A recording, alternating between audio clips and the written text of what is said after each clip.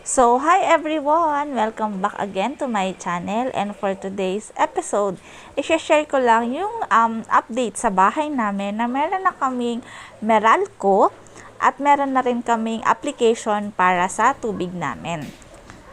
Ayan, so nagbayad ako dyan sa Security Bank kasi yung para sa water installation. And then share ko na lang din pala, ayan, nagbayad na kami ng land tax and building tax namin.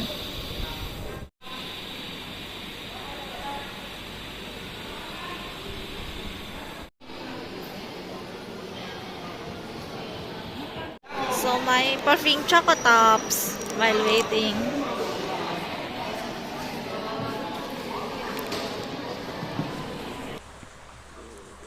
So, yun nga palang sa Meralco namin, guys. Since walang time, dahil nasa Makati kami, kumuha na lang kami or nagpalakad na lang kami sa contractor ng Meralco para sa pag-aasikaso ng Meralco installation namin.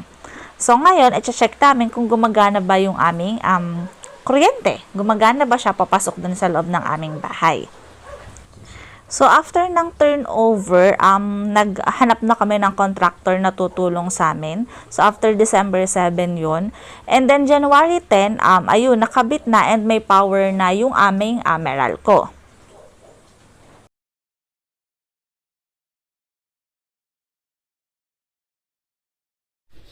So, para matry if gumagana ang ating Meralco. Ay, naka-open agad pala. Walang 1, 2, 3. Yun. Open. Okay. So, for the loft,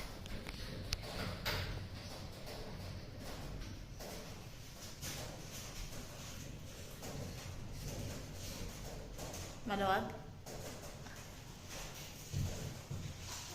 Okay, it's working! I'm so happy, guys.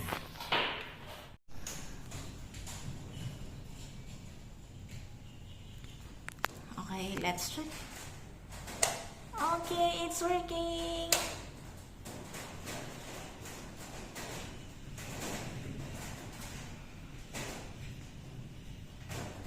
So, let's check kung gumagana yung mga socket. One by one.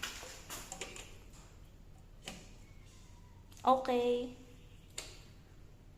Number 2. Okay. Very good.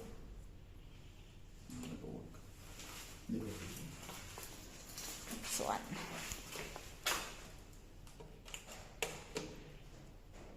Okay. Very good. Next one. Meron din ba sa taas? Akit ka pa? Wag na. Next na na. Okay.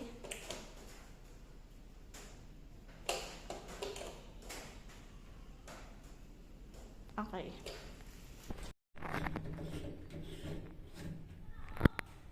Wow!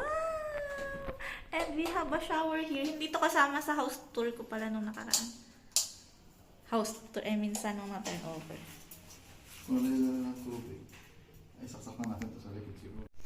So, guys, for update, lahat ng socket, lahat ng ilaw, gumagana. So, very good yung Meralco. Very good yung Meralco. Very good yung pagkakagawa.